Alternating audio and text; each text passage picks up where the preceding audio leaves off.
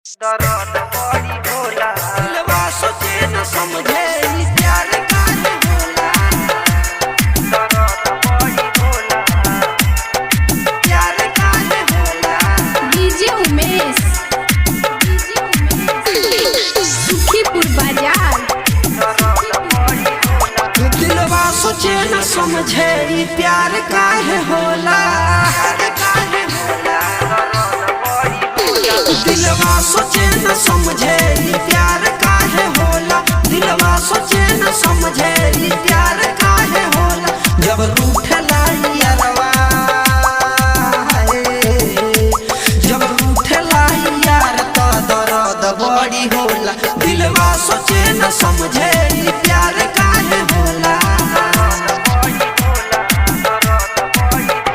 दिलवा सोचे न समझे ई प्यार काहे होला। दिलवा सोचे न समझे ई प्यार काहे होला। जब रूठला यारवा,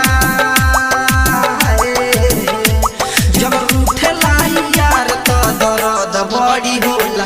दिलवा सोचे न समझे ई प्यार काहे होला। डीजे उमेश अंकुश रिकॉर्डिंग स्टूडियो जादूपुर बाजार सुखीपुर बाजार।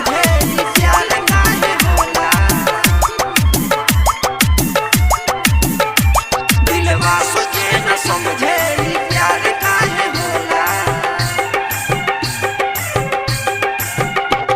जब होला बेवफाई लोर आँखिया बहाई।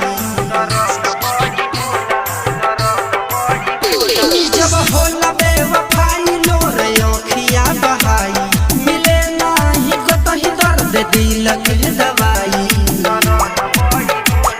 ई प्यारों में लोगवा बीमार काहे होला।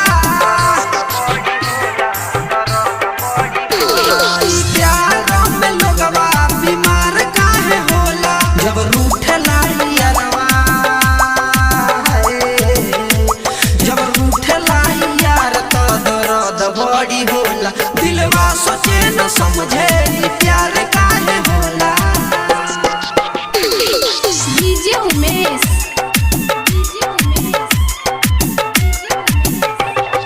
सुखीपुर बाजार। सोचे न समझे ई प्यार काहे होला। दर्द बड़ी होला।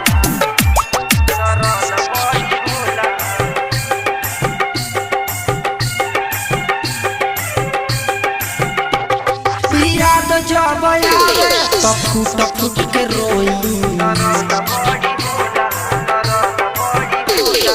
याद जब आवे तो फूट फूट के रोई। दिनों के बात छोड़ रात के न सोई। एक दूसरे से नैन चार काहे होला। एक दूसरे से नैन चार काहे होला। धन धर्मेंद्र है राइटर सदाम शैलेश बाड़े अभी भोला। दिलवा सोचे न समझे ई प्यार काहे होला।